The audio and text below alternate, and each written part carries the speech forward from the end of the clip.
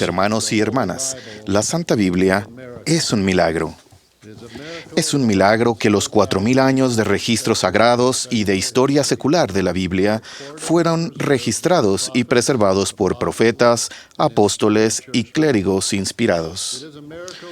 Es un milagro que dispongamos de la poderosa doctrina, los principios, la poesía y los relatos de la Biblia. Pero por encima de todo, es un maravilloso milagro que durante la Edad Media y a través de los conflictos de incontables generaciones se preservara un registro de la vida, el ministerio y las palabras de Jesús para que pudiéramos tenerlo en la actualidad.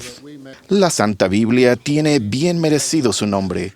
Es santa porque enseña la verdad, porque nos consuela con su espíritu, porque nos enseña a conocer a Dios y a comprender sus tratos con los hombres, y porque de principio a fin sus páginas dan testimonio del Señor Jesucristo. No es casualidad ni coincidencia que tengamos la Biblia en la actualidad. El Espíritu indujo a hombres rectos a registrar tanto las cosas sagradas que vieron como las inspiradas palabras que oyeron y pronunciaron. Otras personas devotas recibieron la impresión de proteger y preservar estos registros. Hombres como John Wycliffe, el valiente William Tyndale o Johannes Gutenberg sintieron que debían encarar la oposición y traducir la Biblia a un idioma que la gente entendiera y publicarla en libros que la gente leyera. La Edad Media fue una época de oscurantismo, porque la luz del Evangelio quedó oculta de las personas. No había apóstoles ni profetas. No se tenía acceso a la Biblia. El clero mantenía las Escrituras en secreto y fuera del alcance de la gente. ¿Cuánto debemos a los muchos y valientes mártires y reformadores como Martín Lutero, John Calvin o John Huss, quienes exigieron la libertad de adoración y el acceso del pueblo a los libros sagrados? El estudio sincero y diligente de la Biblia nos hace ser mejores. Siempre debemos tener presente a los incontables mártires que sabían de su poder y dieron sus vidas, para que nosotros halláramos en las palabras de este texto el sendero que conduce a la felicidad y la paz eternas del reino de nuestro Padre Celestial. Si bien aquellos primeros reformadores cristianos coincidían en muchas cosas, al final discreparon en muchos puntos de doctrina, lo cual resultó en la organización de numerosas denominaciones cristianas. Roger Williams, un antiguo defensor de la libertad religiosa, escribió: "No existe ninguna iglesia de Cristo debidamente constituida sobre la tierra, ni persona alguna autorizada para administrar ninguna de las ordenanzas de la iglesia, ni las podrá haber mientras el gran director de la iglesia, cuya venida aguardo, no envíe nuevos apóstoles". Decenas de millones de personas han hallado fe en Dios y en Jesucristo, gracias a que buscaron la verdad en la Biblia. Innumerables son los que nada tenían, excepto la Biblia, para guiar y nutrir su fe. Gracias al esfuerzo de los reformadores, la Biblia se convirtió en una posesión familiar. La palabra de Dios se leía tanto alrededor del fuego del hogar humilde como del gran palacio. Cuán agradecidos debiéramos sentirnos por la Santa Biblia. En ella conocemos no solo la vida, las enseñanzas y las doctrinas de Cristo. Aprendemos también sobre su iglesia, su sacerdocio y la organización que estableció y llamó la Iglesia de Jesucristo en aquel entonces. Nosotros creemos en esa iglesia y creemos también que la Iglesia de Jesucristo, de los santos de los últimos días, es esa misma organización restaurada en la tierra, completa y con idéntica organización y sacerdocio. Sin la Biblia no conoceríamos la Iglesia de entonces, ni tendríamos ahora la plenitud de su Evangelio. Hermanos y hermanas, estoy seguro de que muchos de ustedes han pasado por la experiencia de oír a alguien decir que los mormones no son cristianos porque tienen su propia Biblia. el Libro de Mormón. Decimos a cualquiera que crea en este desatino que creemos en el Señor Jesucristo como nuestro Salvador y el autor de nuestra salvación, y creemos, reverenciamos y amamos la Santa Biblia.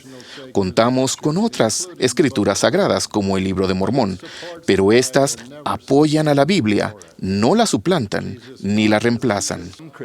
Algunos cristianos, en gran parte por el genuino y sincero amor que tienen por la Biblia, han declarado que no puede haber escrituras autorizadas más allá de la Biblia. Al decretar cerrado el canon de revelación, nuestros amigos de algunas denominaciones cierran la puerta a esa expresión divina que en la Iglesia de Jesucristo de los Santos de los Últimos Días estimamos tanto. El Libro de Mormón, Doctrina y Convenios, la perla de gran precio, y la guía continua recibida por los profetas y apóstoles ungidos de Dios.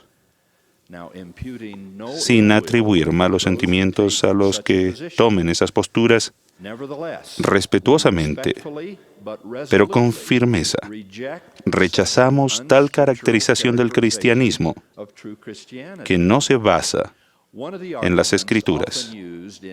Uno de los argumentos que con frecuencia se utiliza para cualquier defensa de un canon cerrado es el pasaje del Nuevo Testamento de Apocalipsis 22:18, que dice: «Yo testifico a todo aquel que oye las palabras de este libro, si alguno añadiere a estas cosas, Dios traerá sobre él las plagas que están escritas en este libro». Sin embargo, existe un contundente consenso entre los especialistas en textos bíblicos de que este versículo se aplica solo al libro de Apocalipsis y no a toda la Biblia. Prácticamente todo erudito de la actualidad reconoce varios libros del Nuevo Testamento que muy probablemente se escribieron después de la revelación que recibió Juan en Patmos. En esta categoría se incluyen por lo menos la primera y segunda epístola de Pedro, la de Judas, las 3 de Juan y probablemente todo el Evangelio según San Juan. Existe una respuesta más sencilla que explica por qué ese libro del último que tenemos hoy como el último libro del Nuevo Testamento no se aplica a toda la Biblia, y es porque la Biblia, como la conocemos ahora, una colección de textos encuadernados en un solo tomo, no existía cuando se escribió ese versículo. Por ejemplo, siglos después de que Juan aportó sus escritos, los libros individuales del Nuevo Testamento estaban en circulación separados o quizá combinados con unos cuantos otros textos, pero casi nunca como una colección completa. De toda la colección de 5.366 manuscritos griegos conocidos del Nuevo Testamento, solo 35 contienen todo el Nuevo Testamento tal como lo conocemos, y 34 de ellos se compilaron después del año 1000 de la era cristiana. El hecho es que prácticamente todo profeta del Antiguo Testamento y del Nuevo Testamento ha agregado escrituras a las recibidas por sus predecesores. Si las palabras de Moisés en el Antiguo Testamento fueron suficientes, tal y como algunos por error las pudieran haber considerado, entonces, ¿por qué existen las profecías posteriores de Isaías o las de Jeremías que le siguen? Y ni se diga de Ezequiel, Daniel, de Joel, Amós y el resto.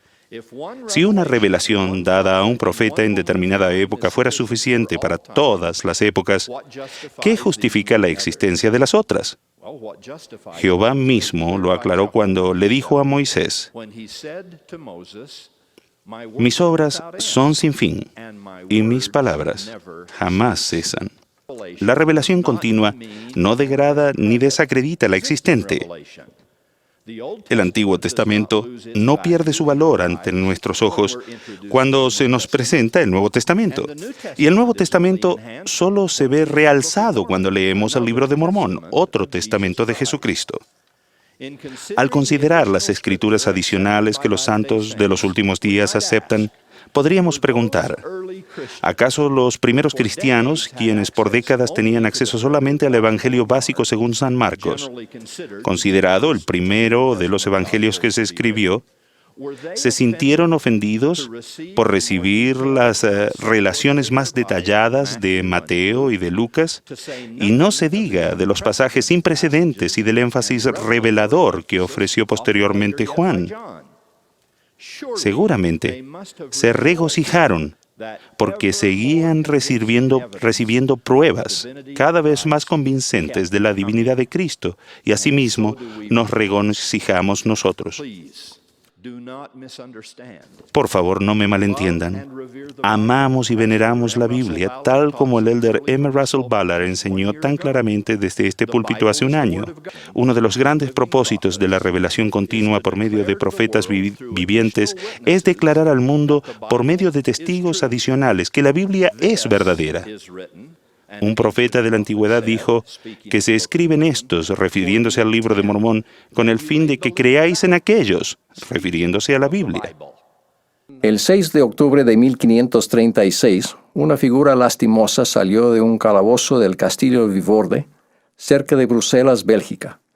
Durante casi año y medio, el hombre había estado aislado en una celda oscura, y ahora fuera de los muros del castillo lo ataban a un poste. Tuvo tiempo para pronunciar en voz alta su oración final: Señor, abre los ojos del rey de Inglaterra. Y luego lo ahorcaron. De inmediato quemaron su cuerpo en la hoguera. ¿Quién era ese hombre? ¿Y cuál era la ofensa por la cual las autoridades políticas y eclesiásticas lo habían condenado? Se llamaba Guillermo Tyndale, y su crimen fue haber traducido la Biblia al inglés y publicarla. Tyndale nació en Inglaterra en la época en que Colón zarpó hacia el Nuevo Mundo. Se educó en Oxford y Cambridge, y luego llegó a ser parte del clero católico. Hablaba 8 idiomas con fluidez, entre ellos griego, hebreo y latín. Era un estudiante devoto de la Biblia, y le preocupaba profundamente la ignorancia generalizada de las Escrituras que observaba entre sacerdotes y laicos por igual. En una acalorada discusión con un clérigo que opinaba que no se debían poner las Escrituras al alcance del hombre común, Tyndale juró: si Dios me concede vida, haré que el joven que lleve el arado sepa más de las Escrituras que el mismo Papa.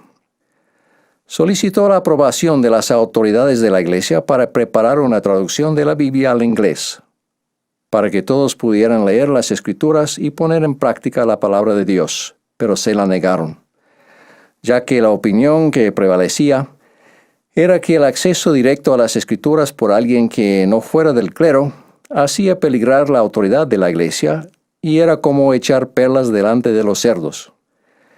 Sin embargo, Tyndale se abocó a la difícil tarea de la traducción. En 1524 viajó a Alemania bajo un nombre ficticio, y allí vivió escondiéndose gran parte del tiempo bajo constante amenaza de arresto. Con la ayuda de amigos leales, Tyndale logró publicar la traducción al inglés del Nuevo Testamento y después del Antiguo Testamento.